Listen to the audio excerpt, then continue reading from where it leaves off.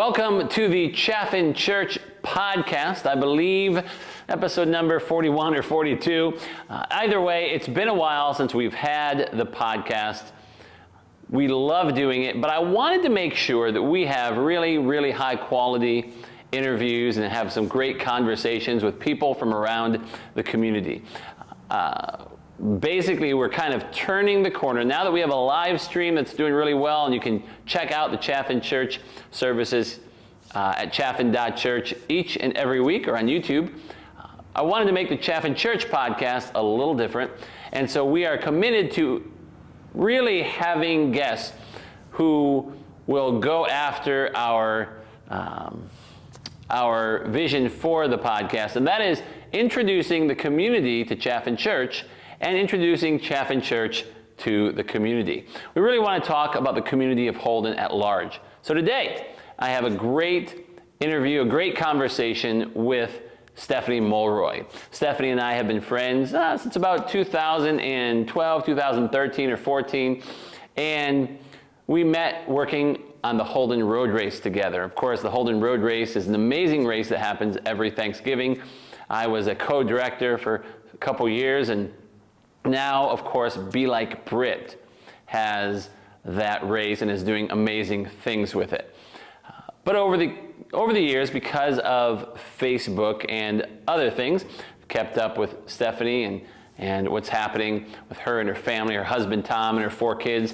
However, now they've also opened some businesses since then and all that. But recently, I was driving across town and I saw yard signs with her name on it for town selectman. So I was excited to be able to talk to Stephanie, get her in here, and have a conversation with really what is she feeling about, why does she want to be a town selectman here in Holden? And so I hope this conversation will enlighten you, and I hope that you will enjoy it. Of course, the Holden town election is on May 9th. Okay, so I want to make sure I tell you that as well. And we'll be talking to more candidates up until then. And enjoy this amazing interview with Stephanie Mulroy. All right, I'm here talking with Stephanie Mulroy. Stephanie, I first met you for the road race. Yeah. We worked together. Yeah. And you are running for selectman here in Holden. Yeah. When did you announce that? I didn't announce it until February, but I had made the decision back in November, and I was already kind of doing the groundwork then. Yeah. And when is the voting? The vote is May 9th, which there's a lot of confusion about. Coming right up. Okay. Yep. Some people think it's like, the fall election. It's no, it's coming up on May 9th. Wow, that's exciting. Board of Selectmen, school committee are some other really important positions that are going to be voted on. So a lot to be invested in. All right. Yeah. Tell me a little bit about your family. Okay. I have 4 kids, ages 8, 10, 13, and almost 15. So a big range, 3 boys and 1 girl. Yeah. They're amazing people. They're at a great stage in life where they're actually making me laugh. I'm not just laughing at them, we're laughing together, laughing with them. Yeah. My husband and I moved here to Holden 12 years ago.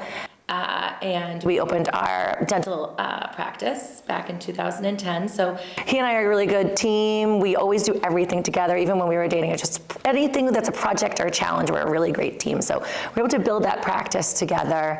How did you guys meet? We met back in college. We went to Gordon College up in Wenham. Yeah, we met, he was already graduated, but still kind of like hanging around the college scene. Yeah, so he's a couple of years older than me. We were also just so excited. Tom's brother married my college roommate. So now the 4 of us all live here in Holden, and we're just great friends, and it's awesome to see. They also have 4 children. It's also awesome to see our kids all growing up together here in town. Yeah. Carrie and I also have 4 kids. Yeah, I remember yours were little babies when we first met. The twins were just like on the floor. Yeah, oh, that's true. Yep, they were babies. Yeah. It's been a long time. Why did you come to Holden? We came to Holden because my brother and sister-in-law were already living here, and when we would come visit, we would just drive down Main Street, we would go to the restaurants, we would just be meeting people, And we were floored that this is a community nestled right here in the middle of Massachusetts that has a great number of people living in it, but has this small town vibe that is just unmistakable. It's so rare. So we were living in Grafton after my husband got out of the Army, and we just wanted into this town. And kind of hoping someday a dental opportunity would open up, not really knowing, but willing to take the risk. So we bought our house here on Holden Street, and then were able to open the practice when a local dentist retired, not even a year later. It was just like circumstance after circumstance just aligned right up. And we could not be more grateful to be a part of this community. Cool. Yeah. Oh. It is cool. When you look back on things that seem like accidents, and then you see a whole plan and a mesh in there of how things come together for just the right outcome. Yeah, I remember moving here, I think it was late 90s. I didn't think I could feel comfortable in New England because I'm from Ohio. Oh, yeah. I moved to Webster at first. Okay. And that was so different. It was crazy. I was like, yeah, I got to get out of New England as fast as possible. And a friend of mine from Bullard Street actually called and said, hey, you should check out this church at the time. And I did. And it was really Holden that I fell in love with. It was amazing. Mm-hmm. It is. Amazing. Yeah. And I'm a native of not just Massachusetts, but the North Shore. Like, the North Shore are some really rough around the edges people. I mean, where I grew up in Salem, the pastime for the kids in my neighborhood was stealing our parents' food stamps and going down to 7-Eleven on our scooters. Like, that's how I grew up. Wow. So coming to Holden, it's astounding. From where I was, my childhood, to see the way my kids are growing up here, it's so different. And I don't want them to take that for granted, because, it's a very unusual little gem in the heart of Massachusetts. Yeah. So you didn't grow up like in pretty rough circumstances? Oh yeah, I mean, my mom was working full time. We had 3 kids, divorced parents. I have an amazing family and an amazing mom and dad, but we were latchkey kids, just running around the city, doing whatever trouble we could get up to. Yeah. So very different than my children here in Holden, where wow, that's awesome. Everyone gets out on the half days when the kids are wandering around for just an hour or 2. Right. So you guys have started several, as far as I can tell, businesses in this area. Mm-hmm. Can you tell me about those? And you said a little bit about the dentist. Yeah. The dental practice was, an amazing opportunity to come on to an already established. The practice had already been established for 30 years when we bought it. So we had a very solid set of patients that were really loyal to the prior dentist, and a solid staff that had been invested in the practice for 20 years. So as very young entrepreneurs and business owners, we were just handed this amazing set of people to work with to kind of help us grow and figure things out. All those little baby mistakes that you make at the beginning of a business. We had really wise, really wonderful people around us to help us through those days. Then starting 7 Saws, seeing my husband and his partners go in this great risk. I mean, the dental practice, we knew he was a dentist, we had a staff, we had patients, we had a building, all those things were there. Starting the brewery was a whole different adventure, and it took a lot of, thinking about the risk, assessing, what steps need to be taken so it's not too much of a risk, and then just really hoping for the best. But how many partners? There's 5. So my husband and his brother, that keeps coming back to Tom and Paul. They just took couple of really great guys. My husband and his brother, their friend Tom, and their friend Troy, and then they brought in a 5th partner after they kind of had gotten everything rolling to really help with the growing of the investment. Okay. Yeah. So they have a great business relationship, support from all of us wives. I do the bookkeeping for the brewery as well as the dental office. Mm-hmm. But a lot of the other wives in the partnership with the brewery do all kinds of different tasks all around. Just from design and decor to marketing and all of those things. So we've got a big team. What is something that they might say, that your team might say, what do they hope to succeed? Do they have like a statement or something, like a clear, at the end of the day, this is what we want to see happen at Seven Saws. Yeah, absolutely. They have a very clear vision, and that was it from the very beginning. I think the story goes they were all just sitting around a fire pit and coming up with this dream together. And the dream always was to have a place that the community can come together to make friends, connect, and just grow that sense that we have here of a very small town, but give them a place to just completely relax and make all those connections. So the slogan is drink well, do good. So it's not just about here, buy our beer. Yeah. It's about come in, connect with your community, and then move it outwards as well. Drink well, but do good. So they're constantly finding local charities to help with. Yeah. If there's a neighbor in crisis or need, the guys at the brewery, they jump in with both feet to make sure it's not just about growing the business, it's about growing the community. Wow. Yeah, it's great. It is. It's really cool. It's a wonderful thing to be associated with. I'm so proud of them. Nice. And you've started another business, right? Yes. So during the pandemic, yes, I started my own ceramics business. So that has been an awesome opportunity for me. Yeah. To do art that I've been doing for a couple decades, and have it be something that turns a little profit. I'm not paying the mortgage at our house, but I might be able to fund a vacation or two. Yeah. And it feels great to be able to contribute and do something that I would do anyway. I'd be doing it and just surrounded in a room full of mugs and bowls.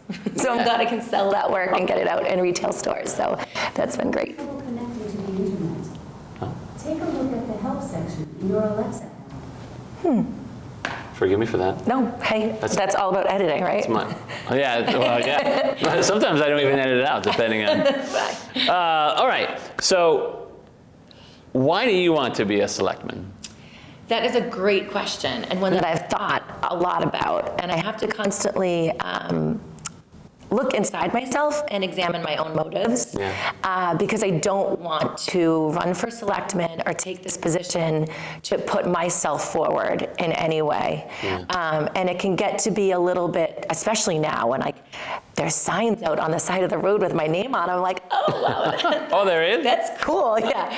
I'm constantly examining my own motives because I only want to run for selectman because I think that I would do a great job being the voice for our community because I care so much about it. Whether it's the kids and what they've gone through during this pandemic, the sacrifices that we've asked them to make are, in my opinion, far too great. And I want to look forward knowing that we can build back what our kids have lost. My son was in kindergarten when the schools shut down, and then he entered as a third grader having to wear a mask every day. So second grader, I have a lot of kids. It's hard to keep the grades straight. I understand. So just saying, what as a local government, what can we do to bridge the gap for them, where they have had years with no sports, where volunteers for these town sports have taken 2 years off and no longer really have a great deal of excitement to come back and get all of this up and going again. Seeing the anxiety, depression, drug abuse that's going on in the middle school and high school level is something that we have to be invested in, not just our churches and our neighbors, but our local government and all of our resources. What part of our budget can we do to bring back opportunities for our kids to connect with each other, since they've just been so far apart for so long, and that's such a large portion of their lives. When you were 5, to lose 3 years, that's more than half of your life. So that's one reason why I'm running for selectman. Another is, as a business owner, I see Main Street with vacant buildings, with some rundown buildings. And I would love to see the face of Wachusett region, because that's what we are. We're the gateway. You have to drive through Main Street to get anywhere. So I would love to see the beautification of Main Street, protecting small businesses. So as a selectman, I'll be able to use bylaws and variances to direct business growth. Protecting, the mom and pop type unique businesses from becoming more of your very large towns, maybe in the Shrewsbury, Northborough area. We have really large chains come in and it kind of strangles the small guy out. So protecting and building small business is really important for me. Wow. So I'm excited. I really think I would be a great person for the job. Wow. And it seems like, I mean, your love for small businesses, it's a great time for that here in Holden too. It seems like there are some things happening, maybe for the first time since I've been here in Holden. Yeah. It seems like a good time. You're absolutely right. So again, as we were discussing before, the pandemic burned everything down. So many businesses shut down for months. Yeah. Some closed, some restaurants in town closed, some small businesses closed, but some opened. Yeah. I specifically think about where I sell my pottery at Bria Coffee. Yeah. To see them have the audacity to open a coffee shop that just sells beans in the middle of a shutdown, and then to grow it to serve beverages, brewed beverages, and then to see Alex and Osiris are the owners there, to see them have the tenacity to go to one of the vacant buildings that's been vacant for 15 years, that we tried to get our dental office there. 10 years ago, before we bought our practice, we tried to get in that building. No success. And then when we opened Seven Saws, we tried for that vacant building. No success. And my husband and his brother are pretty smooth talkers. If nobody could do it, I couldn't believe they couldn't do it. To see the owners of Bria use their talent, their passion, their tenacity, and diplomacy to kind of keep going and persist in finally bringing what has been an eyesore on Main Street. You're not wrong. Eyesore. Yeah. Their plans for that building are so exciting. So it's making ways for that kind of opportunity to happen in Holden and making it as easy as possible for small businesses. As long as you don't change that beautiful garage across the street from the old Freddy. Right. Oh my word! Someday it will happen. Someday it will happen. Is there anything else you think Holden needs, like in terms of a direction or? Yeah, I mean, our schools are a big issue, so that's a great concern. So since I started, on this journey to become, Board of Selectmen, I've been just talking to as many people as I can. And the Seven Saws has been very great in helping me to do that. Right. I just walk up to people, are you from Holden? Shake their hand, and asking people what their issues are in our schools are a big concern for a lot of parents because they're already at capacity, and we just keep growing. And there's no way to stop the growth. If you own land, you can sell it, and if it, is, buildable, there's nothing anyone can do to stop you from doing that. But we can direct the growth so that instead of seeing huge developments full of, very large homes for very large families, we can do as a select board as much as we can to steer that growth towards, for example, Jefferson Mills over by McGreevy's barbershop. Yeah. That's a perfect example of the way we can steer growth. Those are townhomes. So they will be full of, young couples, small, maybe very small families, who will then walk to be able to use and visit the businesses of that area, to go over and have a bite at Harvest Grill or go get a haircut at McGreevy's. So it's that issue that has to also be forefront, seeing the long game in our growth. Wow, that's good. Yeah. All right. And you all, in terms of you talked about Seven Saws, do you all go to church together? Or no? We do and we don't. So our in-laws, Paul and Kristen, they go to Holden Chapel with us. Okay. Yeah. Actually, and Tom Anderson, another partner. So 3 of the 5 partners go to Holden Chapel. Okay. All right. It's been really cool to see what's been going on there with our partnership with Jubilee Worcester. So that's you heard of them? A little bit about that. Yeah. Yep. So they've got Cool. it's been really awesome. So to see during the pandemic, numbers go way down when everyone was really scared to worship together. To see the growth now, and again, it goes right back to that burning everything down. You see these new creative ideas for growth come up. So it's a really exciting time. Nice. Yeah. All right. Is there anything else that you want to share? That's it for the questions I have, but I wanted to make sure that if there's anything else you want to share. No, not something that I want to share other than I'm just excited to be here and to see the growth that you have happening here at Chaffin. I lived down the street on Holden Street for many years. And this is my first time in the building. It looks so beautiful. Thank you. I can't wait to come and worship here with my family. Love to have you. Yeah. And excited to hear. So May 9th is the election? May 9th, and very concerning in the last local election, 86% of Holden did not vote. So that is 14% of this town decided who would manage our budget. 14%. 14% of our town, right? Man, that is right. concerning. It's concerning. So that's been my message all along: is if you hear the sound of my voice, please just come and vote. Yeah. You know, go on social media, see who all the candidates are, make the best choice, but just vote, because we get the government we vote for. Yeah. And if you don't vote, you really don't have anything to complain about. What is the so? First of all, why do you think that is?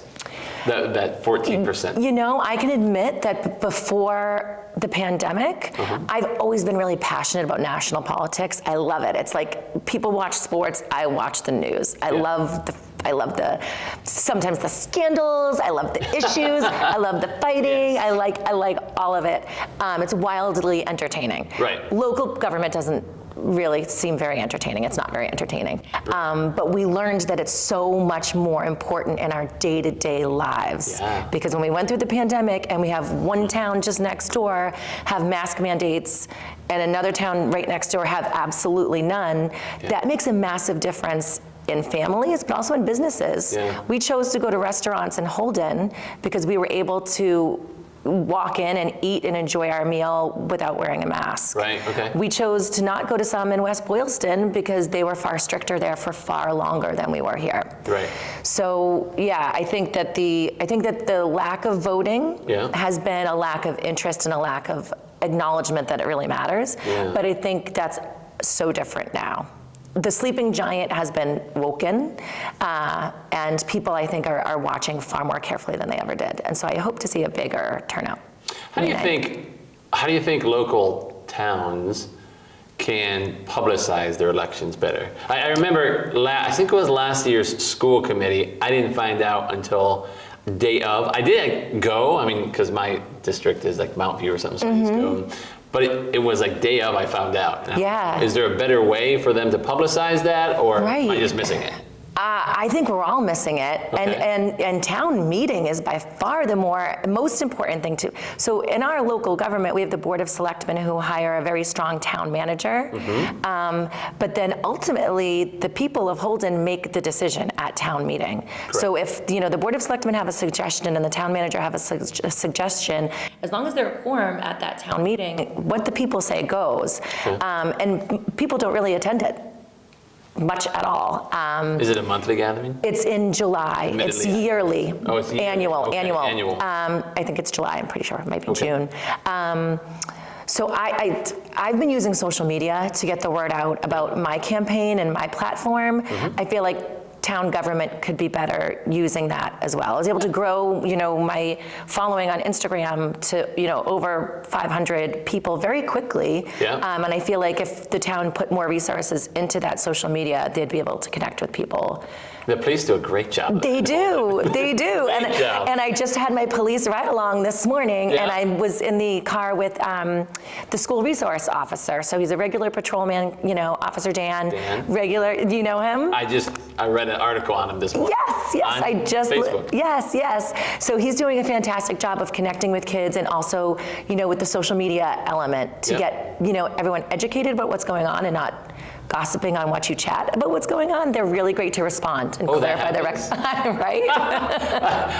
Frequently I get texts about Watch You Chat. Like, you Your gotta name's see this. mentioned. No, this is not what I want. Yeah. That makes me a little nervous about the campaign. I have a pretty thick skin growing up in the city, but that does makes me nervous for sure. Make yourself a target when you put yourself out there, but You really do.